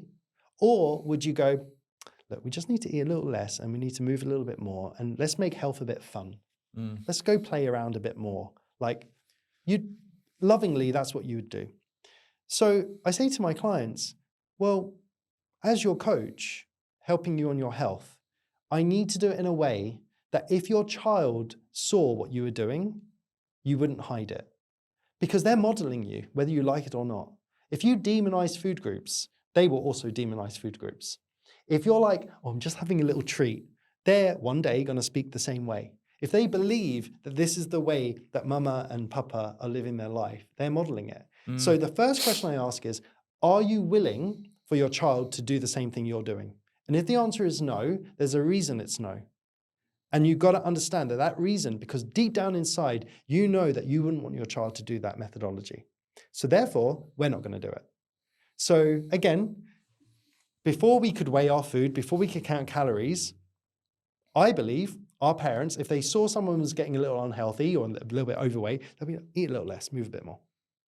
It's not an exact science, but I get great results. So I use that methodology. And it's a heart-centered methodology. It's not because it'd be very easy for me to go, here, Danny, here's your calorie count. And if you don't hit it, it's your fault. But I'm a coach and I listen and I understand my clients, and most of them don't want to exhibit those methodologies to their children once I explain that theory. So my methodology is going back to the basics of science, back to the basics of nature, giving them stories and methodologies that are kind and back to first principles. That's the way I work. Fat cells. Here's one thing I didn't realize before. You only have a set amount of fat cells, right? So talk to me about, because what really surprised me is that I just always assumed the fat came from the food, but we always get, I mean, like for example, my body has the same amount of fat cells as when I was born and when I will die. So talk to me about the whole process of actually gaining weight and what is actually happening in the fat cells to make it larger, in effect. Yeah, I love this question. So your body has cells, human cells, right? And as I explained to you, when you have too much sugar in your body, that sugar has to be put somewhere safely. So fat is a safe storage of that. So as your body takes that sugar from your bloodstream, converts it into stored energy, i.e. fat, it then deposits it in where the fat cells are, right? It doesn't create the fat cells, it puts it where they already exist and just expands that cell to meet the spatial area that is required for that fat. So it's not about like, you know, a lot of people try to be like, I want to burn the fat off their stomach and I want to burn the fat You off can't do that. You can't. You can build more muscle in that certain area. You can build more muscle, but to spot burn the fat, You can't. how? Because your body is a whole system of blood flow is pumping around. And if you're in an energy deficit, your body will pull upon all the fat that's required to give it back its energy. So it doesn't go, hey, I need some fat, I'll take it from the leg. It goes, I'll take it from all around the body. Yeah, because do you know when I lose weight, like it starts from my face and literally goes down, like you'll see like my chest upwards and my shoulders ripped, and then the last bit of weight is always around the midsection. We're all different. Like I've got really big legs and really big bum, so a lot of my fat goes there. But I also have really big muscles there, so it doesn't really matter. Yeah. But it's really hard for me. Like when I ran a marathon and I was in a massive energy deficit, that was literally the only time I had a six pack, because it has to be so low fat for me to get to like, you know, to see muscles on my abs. I need to be like 10% fat. So what happens, like, so then if people have liposuction, generally, like, what are the side effects of that? If you're literally sucking out your fat cells, like what's the problem? Like what the kind of long lasting implications of that? Well, in terms of like, if you're overweight and you're extracting, you know, 5 kilos of fat and you're sucking it out, there is no long-term negative of getting rid of fat that, you know, you're basically, it's like having all this like stored energy that you now don't want to carry around with you and you just suck it out. The problem is like, you didn't change your behavior. So you will potentially regain the 5 kilos you just sucked out. Yeah. Because you didn't do anything different. You just went in and sucked it out. Yeah. That's the biggest problem. So do you have the same kind of mindset on like the gastric band and stuff like this then? Because when people talk to me about having an operation about the gastric band, and I understand in some cases they generally need it to save their life because they're going to eat their way to death. But when you see just like the average overweight person doing it, I just think you've literally just halved everything you actually need. So like you're going to eat half the amount of food that you actually need to eat of the right stuff. Again, I go back to the principle of if my child was struggling with their weight, would I Cut half the stomach off. do that? Right? No. Now, here's the thing. I have empathy and sympathy for people that take that path. Maybe they've tried 100 times to diet. So they've tried, again, I believe, a methodology that's not kind. I think most diets are really restrictive, generic, and Bounce back. Most diets. And most diets are designed by men for women, and most diets are designed to do for short term, not for long term. Yeah. So they're not educational, it's just meal plans Yeah. or calorie counting. So I have empathy for the person, because the person who's failed these methodologies, it may not be them that's the problem, but they're being told it's them that's the problem. So I understand why they would feel they need to resort to a gastric band. However, I would love to speak to that person to be like, look, I understand you've tried everything, and I understand the methodology hasn't worked for you, and there may be a deep psychological reason, that you feel that it won't ever work, but let's try. Let's try this method that goes back to first principles, that is kind, that's about food abundance, that's fun, that's enjoyable. The number one comment that I get from my clients is, I didn't know it had to be this easy. I didn't realize food could be fun. I didn't realize I had to eat like a rabbit. Like, they thought they would have to eat like a rabbit in their home, but most of my clients eat out. Like I've already told you on this podcast, most of my meals are eaten out. I don't cook. So you can do that too. Yeah. And so again, if someone felt they had to get a gastric band, I feel sad, because they're going to miss out on so many fun experiences. They're going to miss out on going to certain restaurants and eating normal meals with their friends and family. And that's sad. Yeah. So let's talk about the body then, because we talk about all this damage that it does, but the body is quite a fantastic piece of art. So when you've kind of got to the point where you're damaging yourself in terms of high blood sugar, constant sugar spikes, and it's getting you to, like, say, for example, a state of pre-diabetic, how quickly can you actually reverse it? Really quick. So the human cells, as with all natural cells, are incredible because they are self-healing. What does that mean? If I take this microphone, this bit of metal, and I break it, the only way that I can fix it is to apply energy back in a different form. So I could heat up the metal and bring it back together. The human cell or the plant cell, if you've got a dead plant and it's dying, I can do certain things, give it a bit more water, give it some sunlight, give it some nutrients, and it can regrow. Same with the human body.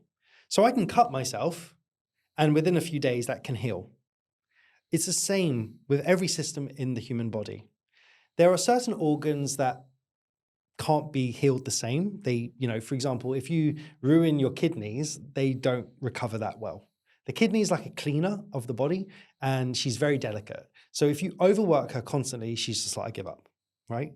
Whereas the liver, as another organ, the liver is really robust. You can take the piss out of the liver a little bit. You can overdrink alcohol, eat too much processed food, and actually in a few months can get it back working pretty well. So it depends on the organ, but in terms of pre-diabetes, I would say in a few weeks or few months. Wow. So the ketogenic diet was actually designed as a kind of pre-diabetes diet. So of course, if you have a keto diet, which again, I don't follow diets with my clients, but just to keep it simple, the keto diet is a high protein, high fat diet. It's low carbohydrate. Why? Because if I'm not pumping sugar into the blood, then the body is burning fat. Right. And it doesn't have sugar raising insulin, raising the blood sugar and therefore raising insulin. And so Fireman Sam doesn't have to work so hard, insulin. So eventually he gets better at his job and he can come back. So this is why sometimes doing a diet like a ketogenic diet is actually quite good to reset the system. As an intervention. So here's the thing. Not a permanent solution. No, not a permanent. Because a lot of people that follow these diets miss out on other benefits that they've kicked out. So if you like eating carbs, for example, so if you're keto doesn't discriminate between fruit and sugar and lollies and ice cream. It just says all carbs are bad, right? Like don't eat it. which I understand if you're diabetic, that makes sense. But once you're not diabetic, there's many vitamins and minerals and antioxidants in fruit that you can't get from necessarily everywhere else. So I'm like, you're missing out on that. So I like to say I'm not a person who works in nutrition that follows diets. I don't like to put labels and be like, I'm keto, I'm high carb, I'm calorie counting methodology, I'm hyper. I don't like to say that. I like to just say I'm a nutritarian. I'm obsessed with nutrients.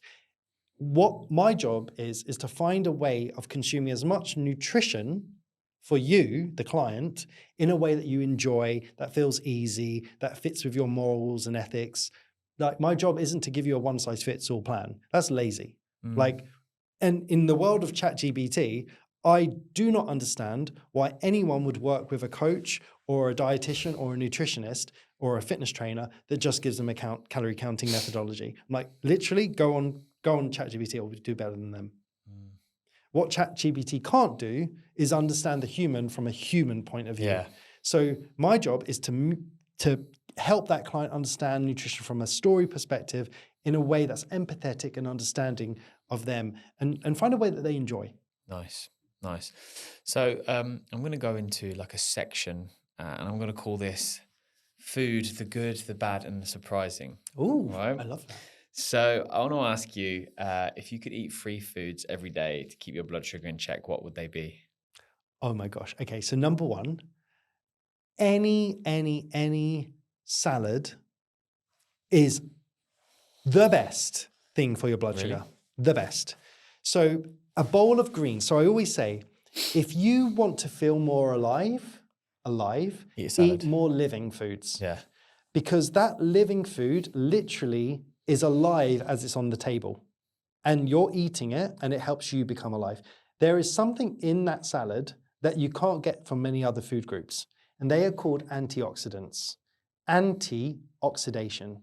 So your cells in your body are constantly being bombarded and they're being oxidized. So it's kind of like rusting. You know, when you get a bit of metal and you put it there in, you know, with some water and some air, it starts to rust. Your cells are having the same process, oxidation. Salads, all those fibers, all those greens are full of antioxidants. So they protect your cells from oxidation. So the cancer-fighting protective mechanisms, when the sun hits your skin, if you've got more antioxidants, you're going to protect your skin much more. Yeah. So they're like, antioxidants for me are like the first, like nature's way of protecting the cells. So they are protective of the body. So number one, I would definitely eat salads. Also because they fill you up, and also because they taste delicious, and also because, you know, like every culture has evolved with high vegetation. Like you just go into your garden and pluck it, farmers and etc. So number one, I would do that. Number two, if I wanted lower blood sugar and I just wanted, here's one, you know, that will help people in a really simple way: seeds. Now, seeds, pumpkin seeds, sunflower seeds, chia seeds, flax seeds. Part of the seed is protein, part of the seed is fat, part of the seed is fiber. So the shell part and the cellulose in between is fiber. So every time you're eating a seed, you're literally like getting a bomb of nutrition in your body. And again, they help form the stool, they help with clearing out your colon, like they're so good for you. So a lot of my clients, if you spoke about testosterone, They eat a lot of seeds. my clients, if they're male, I'm like, go for those pumpkin seeds. Wow. So good for you. Pumpkin seeds are my secret weapon. But you say chia seeds. So chia seeds, they need to be put in like water to actually be edible, right? So it depends. If you chew your chia seeds, you can kind of open them up. But they're so small that actually it's quite hard to chew a chia seed, right? They just fit between your teeth and then you swallow them. So again, up to you. I like to put my chia seeds and soak them, whether it's in almond milk or normal milk or water, up to you how you do it. And then like I like to put chia seeds in yogurt and then kind of bulks it up a bit. Nice bit of coconut milk. For example. I mean, I'm a fan of lactose. I'm a fan of cheese. I'm a fan of yogurt. I don't get a bad reaction from it. So I'm fine with it. But it depends. So I'd say salads, seeds. And then I think the other thing that many people don't know about blood sugar and what can help it is actually, you know, it's not necessarily the food, but it's the quality of the food. It's the natural elements of the food. Because if you eat something that's highly processed, as I mentioned, your body has to process it. And that puts a lot of stress on the body. So if you eat foods that are more natural, the body doesn't have to work so hard, so you have lower stress. And when the body is lower stress, it has less inflammation. So again, it's about eating as close to nature as possible so that your body doesn't have to work so hard. Yeah. So that kind of applies to every food group. So what are the worst, what are the absolute worst offenders, the silent killers that people think are actually healthy? Oh, good question. So again, everyone I won't give the generic answers. Everyone knows white sugar isn't, the best for you. They know that that's going to raise their blood sugar super fast. But the one that no one really knows is actually flour. So flour is very similar to sugar. So if you think about where sugar comes from, it comes from sugar cane. And that cane is a lot of fiber with the sugar. Flour comes from wheat. Yeah. And there's a lot of fiber and carbohydrate in the flour. But we throw away the fiber in both cases and we're left with white sugar for sugar and white flour for flour. Both are really lacking vitamin and minerals and antioxidants. Both are lacking fiber. And so flour-based products are some of the worst. Bread. Blood. Could be bread. Pastries. Could be pastries. Could be pasta. Could be cookies. Could be any of those things. However, I'm going to caveat this. The way that we used to eat our grains in the old days, that grain was much better for our bodies and it was more natural. But the way that we process our grains now is not. So I don't want to say all bread is bad, or I don't like to say good or bad, but here's a little trick. I think you're going to love it. Have you heard of sourdough bread? Yeah. Okay. You think that's healthier than white bread? All the same? You think so, yeah. Okay, good. I like that. Why?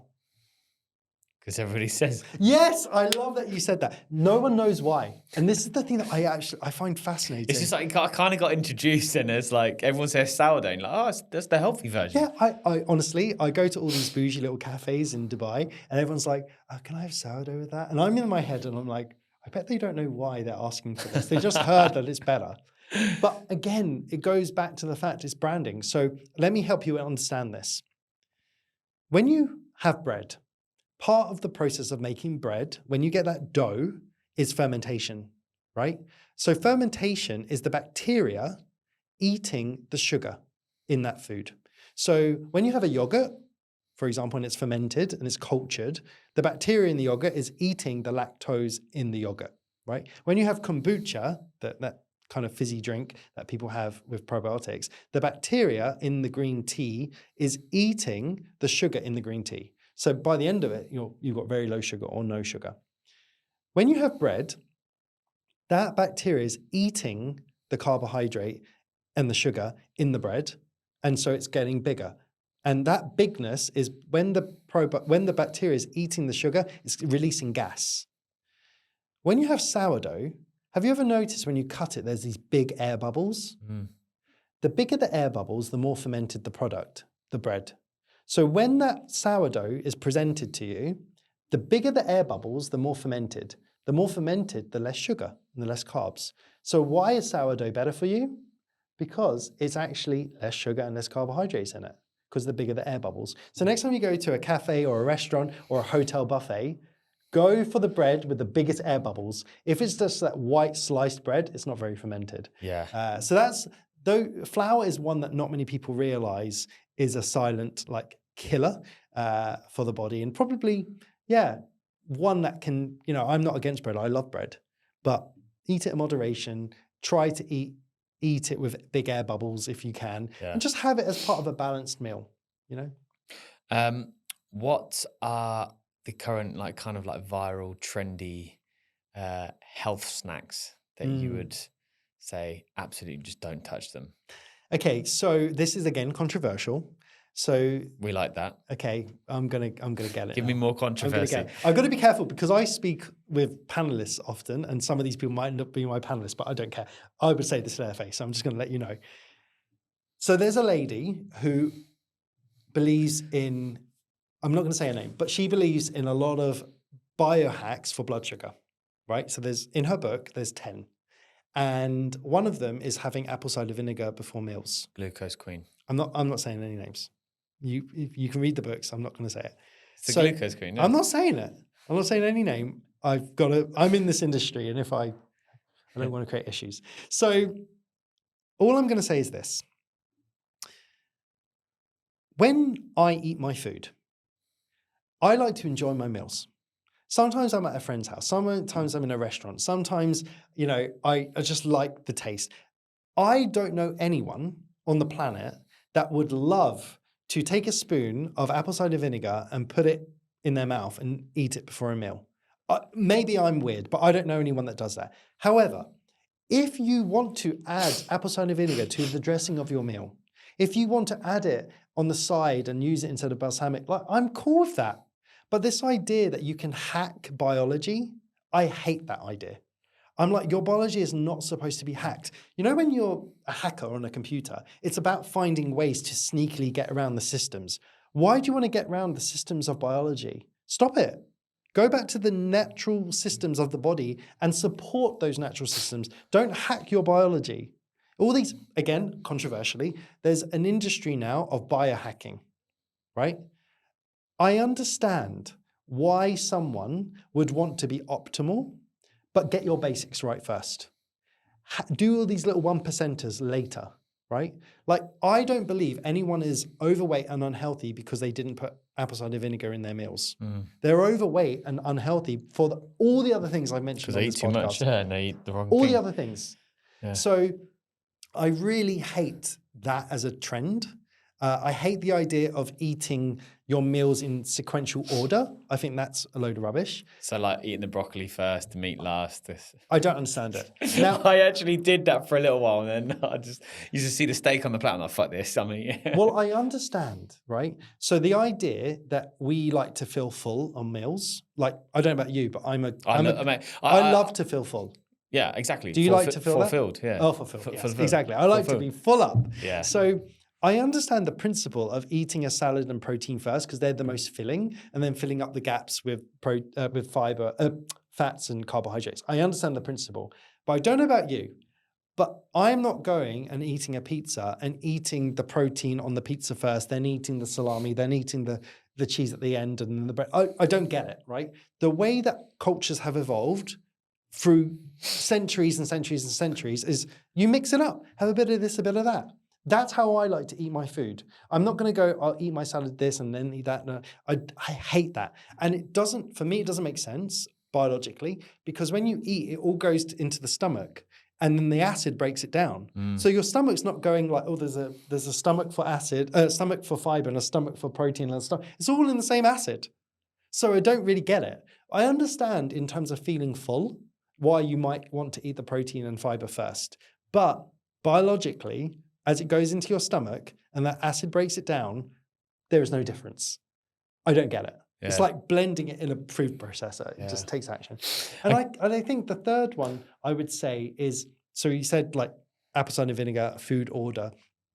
I really hate the idea that there's one size fits all. I just hate that. I'm like, you have a house, right? And I have that house, and she has a house, and he has a house. We all use our kitchens differently. We also all have different homes. So some of us could have a bigger kitchen, some of us could have a smaller kitchen. Now, there's no way that I would take a kitchen and dump it into all of our homes and expect it all to be perfect for each one of these homes. But for some reason with diet, we are willing to enable and let a nutritionist, a trainer, a book just dump their diet into our homes and say, good luck to you, onto everyone. I don't understand that principle. I'm like, it needs to be personalized. It needs to be tailored both to the biology and the physiology and to the psychology of the human. What would be different in that though? Tell me the difference in some of your, let's say, don't name names, but let's talk about two clients and why they're so different. Because food is food, right? But how your body receives it is different.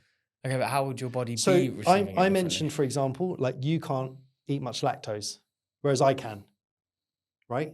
For me, I can get many benefits from Greek yogurt. I can get many benefits from cottage cheese. I can get many benefits from milk. Yeah. But because you've told me that it inflames you, I am not at the moment going to recommend that you eat that because your body is signaling that it doesn't like it. Yeah, and it might end my relationship too. For example, right? So that's a very simple one, right? Yeah. Now, I might work But exactly. So let's simplify that, because obviously when you've got an intolerance, you remove that anyway. But so for example, like let's say for me, yeah, right now, I literally wake up in the morning, I have eggs. Today I had a 4-egg omelette with some baked potato. Yeah. For lunch, I had baked potato and chicken breast with some tomatoes. Tonight I'll go home, steak and probably potatoes with some sort of fiber, vegetables, etc. And then I'll finish it off with some fruit, some lactose-free yogurt with some berries. In between that, I've had like a grapefruit as well. So, but I tend to eat that all day. Now, I have every day. Yeah, every day without fail. Some days on the weekends I'll have something different, or I'll go out for dinner and I'm kind of a little bit less as strict, but I will try and maintain healthy because I'm just trying to lose weight, as I said to you when I came through. But like, that's just generic food. I do like that food and I do like to eat it, but like, why would that not work for everybody? Yeah, great question. So number one, it sounds like you're eating 4 or 5 times a day, whether it's small or big. So it sounds like you've got 3 bigger meals and 2 smaller meals. And that generally is pretty good for someone that is a high performer and they're moving a lot throughout the day. So say you were an athlete, I would think that was pretty good for you because you're burning energy super quick. If you work in an office and you're hardly moving, I think that's overfueling too often for an under-moving body. So in terms of like, if you were someone that was struggling with digestion, I would want your stomach acid to be as high as possible. So interrupting your day every 2 hours to eat a meal wouldn't allow the stomach acid to rise up to high enough levels to break that food down. So for you, that might be great. But for someone else who has digestive problems, eating those 5 meals might be too often for them, as an example, right? But it might be great But why can't you eat that meal, but then just you eat? Leave 4 hours until the next one. Yeah, you can have that, but then make your meals bigger. Yeah. Like for example, rather than having. Yeah, you could do that. So again, so every diet that's ever existed basically manipulates 4 things: the quantity of the food, the combination of the food, the timing of the food, and the quality of the food. So every diet that's ever existed will only modify one of those or all of those things. In terms of your basics, I could take your diet and go, there's 4 things. What's his quality like? What's his quantity like? What's his combination like? And what's his timing like? And I could personalize it to every human on the planet, right? And find a way to make that work somehow. Now, when you told me what you ate, it's a nice base, but there's many things I would change. I don't think it's anywhere near optimal. So if you want to be a Ferrari, I'm thinking, so when you described it and you were like, I have some potato, I'm like, oh, potatoes aren't the most nutrient rich of the carbohydrate families. How could I sneak? And it's the same, 3 of your meals had it. So I'm like, oh, that's a bit low. Like, what about some fruit in there? What about changing that out for a different sourdough bread or whatever? I might do that. And then also I'd be looking at your protein sources and I'm like, eggs every day, 5-7 days a week could be a problem because we can start to develop intolerances and sensitivities to that food. But also every protein contains a different amino profile. So for my clients, I like them to have a mix of red meat, white meats, and fish. So again, I'd be like, over the course of a week, is he okay? I don't love when someone eats the same food every day because there's not enough diversity in that food group. Like we know that eating the same fiber every day is not the same as eating different fibers every day because they're different. Every plant contains different mineral antioxidant profiles. So the biggest problem in fitness is most trainers will tell their clients to eat broccoli. Nothing wrong with broccoli, but eating broccoli every day, and I get it, it fills you up, it's big. So it fills you up, but eating broccoli every day, what about all the other micronutrients and vitamins that could come from the other family of broccoli? Honestly, for me, it's just time. It's like I do meal prep and I cook my stuff on like a Sunday. So I can eat it on the go because, like, for example, you say I work in an office, but I wake up at the crack of dawn. First thing I do is have a coffee and ice bath. Mm. I've already shocked my body into. I'm probably close to 1,700 calories burnt before I even enter the office. So and start my work for the day. So you imagine, and I always make sure that when I have meetings, I park my car where I have to walk. Good, that's good. And like even when I'm walking to the office, I'll park it in the furthest place in the mall. So I walk. So yes, I try and implement it. But yeah, it's generally just time really that I find particularly for myself. But I think what you said to me, especially with the seed side of things, I did go through a period of eating a lot of sesame seeds in my food. So I wouldn't do any one single protocol for the rest of your life. I wouldn't be like, right, I'm having sesame seeds every day.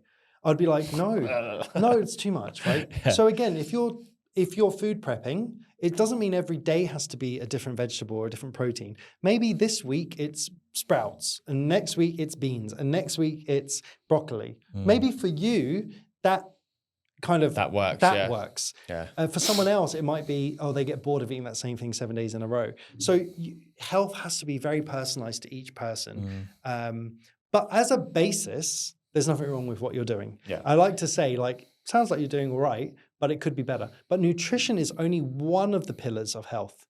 It's a big pillar because it's everything you eat. I'm definitely not getting enough sleep, that's for sure. But the biggest, another area that people don't realize is everything you eat, that's an input, right?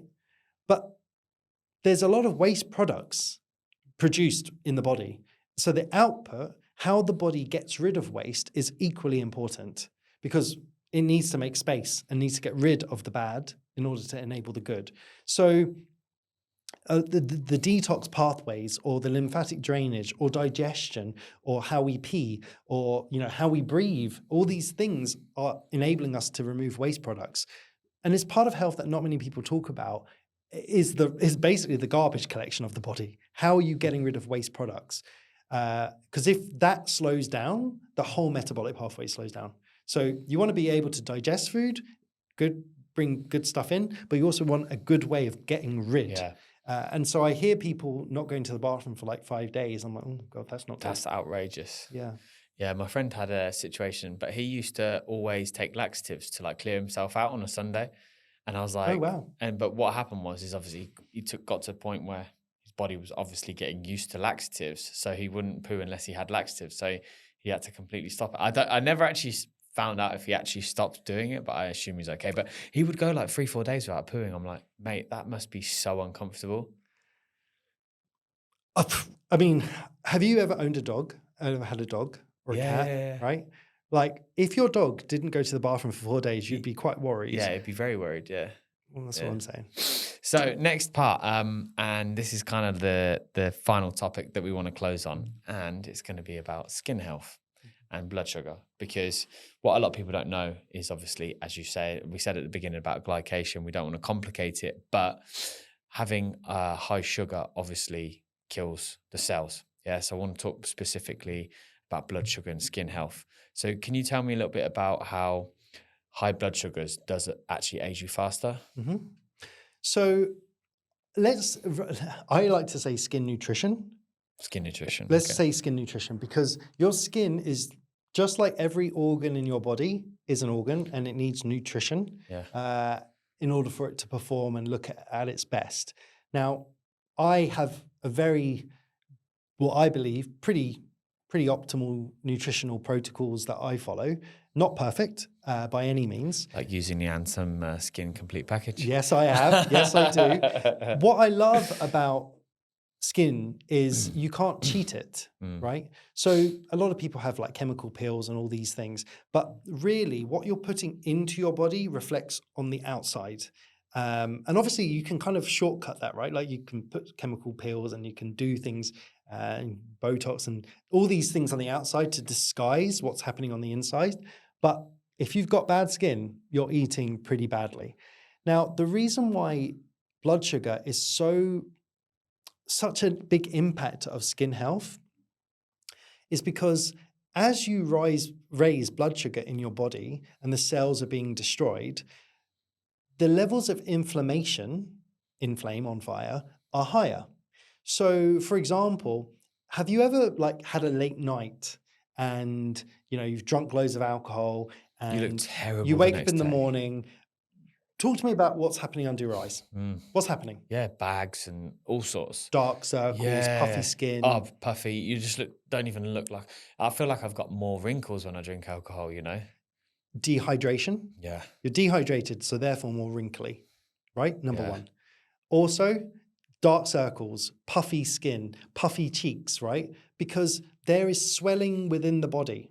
Now, a day later or so, that can manifest itself in spots and pimples and rashes and all of these things. So any person who has like glowing skin, naturally, of course, I'm like, good gut health, looking after yourself, good sun, good water. Like you just know they're like glowing, right? So I've been in Dubai for the last 3 weeks and I'm human as well. Like I've been going to restaurants, seeing clients, and it's not always been easy to maintain good protocols. And there's been a few days where I was in a conference in Abu Dhabi for 5 days and my sunlight exposure was much, much lower. When I looked in the mirror, I was like, my skin looks tired, like I've not eaten like I normally would. I've not drunk as much as I normally would. And it shows. So anything that supports anti-inflammation, lowering your blood sugar, drinking more water, a bit more sunlight, not putting chemicals on your skin that can accelerate inflammation, because you remember what I said, like what you put on your skin is absorbed. Yeah. So if you can't eat it, be careful if you put it on your skin. The body has very many pathways to protect you. So if there is something in the body that you put on your skin or that you eat or that you breathe in, there's mechanisms to kind of protect you, right? You mentioned diarrhea, vomiting, you mentioned like antioxidants, protecting against oxidation. There's many mechanisms, but just don't overload the body with these things. It's not about being perfect. Like, there's no point saying, I'm not going to put any chemical on my skin, but then have a highly chemical diet. Yeah. Like it's affecting you either way. But the skin is super reflective of your health choices and you can't cheat it. And that's why everyone wants, a big thing in health at the moment is anti-aging and longevity. Again, I care about what I look like. I care about how I feel. And, I'm turning 40 and my mind has shifted a lot in the last few years. In my 20s, it was all about how I looked, if I'm honest. In my 30s, it's a bit more how I performed. Now in my 40s, I'm coming into my 40s, I'm thinking about what I'm going to feel like in my 70s and 80s, because the decisions that I make today are going to impact that. And one last thing on this. Do you invest in the stock market? Yep. Every day when you invest in the stock market, it goes up and down, up and down, up and down. But the real game that people are winning or trying to win is the long-term investment over 25 years. How's your investment doing? The same is true in health. Your decisions today, it's not about losing 1 kilo or gaining 4 kilos of muscle or anything. It's about the long-term trajectory of the choices you're making today. So I wish that people treat their health the same way they treat their investments in the financial industry. Okay. So we're coming to the end of the podcast now. So I'm going to do some rapid fire questions. Oh, wow. Okay. I ask you a question. You've just got to answer it as fast as you can, what instantly comes to your mind. Okay. Is there one tip that works instantly to stop crash or sugar craving? Increase your fiber. If somebody was about to eat a cheat meal, what's the smartest way to hack it? Make sure that in that meal, there is more fiber than carbohydrates. So if you eat a burger, take the top bun off, keep the bottom one on, and add a side salad. As long as there's more salad than the bread, you'll be cool. Nice. What is the myth you wish most people would stop believing about sugar or carbs? I hate the idea that sugar is good or bad and that carbs are good or bad. It's all about how you make them work for you and how you can give insulin a better time of working with that sugar. Okay. If I gave you £50 and told you to go to Tesco's right now and shop for a week, what would be in that basket? Oh my gosh, that's so difficult. 50 quid can't get you much, right? I would definitely buy mineral water. I like mineral water, I just obsessed with, so I'd have to have that. So, okay, Sorry, It's not a quick fire one now, is it? Go quick fire, go. Okay, I would have to have mineral water. I would have to have cucumbers. I would have to have chicken breast. They're quite cheap. I would have to have some pumpkin seeds and some olive oil and some salt. Nice. So quick one, mineral water. Like, tell me, like, because most water is all so processed, it has zero minerals in it anymore. So where do you get mineral water actually from? What brands? Great question. So I'm going to give you the expensive option. I'll give you the cheap option. Exactly right. Water is not all created the same. Water from the rain comes down the stream or is pumped from the ground. There contains natural minerals in there through it running down the stream or through it being pumped up from the water, pumped up from the ground. The minerals that are in that water, things like sodium, chloride, potassium, calcium, when you just have Nestle water, that doesn't exist in that product anymore. Now, when you're drinking water and you begin to feel dehydrated, you're not dehydrated from the lack of the H2O, you're dehydrated because of the lack of the minerals. That's the dangerous bit. And so have you ever noticed when you're drinking like Nestle water, you can keep guzzling and you never feel quenched? It's because of the lack of the minerals. So of course, San Pellegrino is a fizzy water that you could have. You can also have, Volvic or Evian or So it's all Boss. These mineral are all water mineral water. You mean sparkling water, basically? Sparkling water from San Pellegrino, the other three I mentioned are flat waters, but San Pellegrino is naturally sparkling. They haven't carbonated it. Wow. So you could do one of those options, but a cheap option, because all of those options I just mentioned are quite expensive. If you've just got one of those big water vessels in your office and you're like, I'm not spending that much money on water, it's like too expensive. All you need to do is go on Amazon, buy bentonite, food grade bentonite clay. One. Also, buy some salt. You can buy Celtic salt, you can buy pink Himalayan salt, buy sea salt, whatever you like, sodium. Take a pinch of that and a pinch of that, put it in your water bottle and drink your water, mineral water. Nice. I save money around here, Dan. What's one food you'll never eat again? Never eat again. I can't think of anything I'm absolutely disgusted by, but I will tell you, at the end of last year, the 31st of December, because I knew I was turning 40 this year, I decided I wanted to do 90 days of no alcohol. And it's now been 4 or 5 months and I haven't drunk alcohol. And I feel so good from not drinking alcohol. And I'm moving to the point of my life where I'm like, I don't think I'm going to drink alcohol again. You might die if you don't drink water. Yeah, exactly. So that would be, it's not a food, but that would be probably the thing I would easily give up. So this might go quite well into the next question. One habit that changed your life forever. Okay. If you ask me that in 10 years, it could be the alcohol, but short term, like what's already changed my life, walking. I am obsessed with walking. So I walk every day 2-3 hours, and it all happened during COVID because all the gyms closed, so we couldn't use them.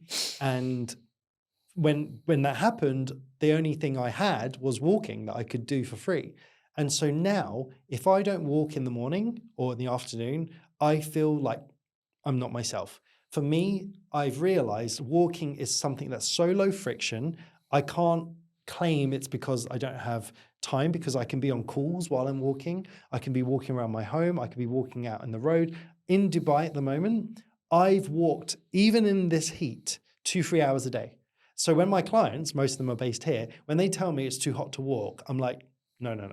I've been doing it. Now, if you really can't stand the heat, you can at least walk in a mall. But walking for me, it's improved my digestion, improved my blood sugar regulation. All my biomarkers have improved. Because I'm getting the sun, I improve my sleep. I get fresh oxygen. My eyesight has improved because I've been doing more walking. I take friends and clients on walks, so my relationships have improved with walking. My ideas and my business have improved because of walking. Walking. Honestly, changed my life. Nice. Well, thank you very much. 2 hours just went just like that. Seriously, have we been speaking for 2 hours? Yeah. Honestly, Danny, I just want to say thank you so much for having me on this show.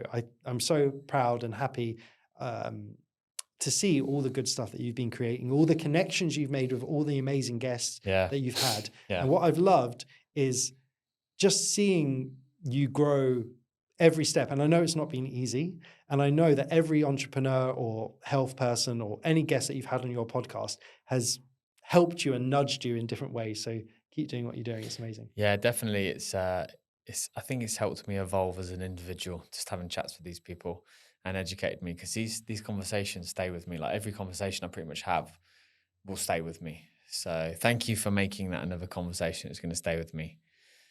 So guys, thank you very much for tuning in to another awesome episode. I hope you took loads of value from that, just like I have. And the only thing I ask you to do to get these amazing people on my show is to subscribe to the channel. So hit the subscribe button, drop your comments. If there's somebody you'd like me to interview or there's questions you'd like me to ask the next guest, let me know. And I'd love to connect with you guys. So we'll see you again soon.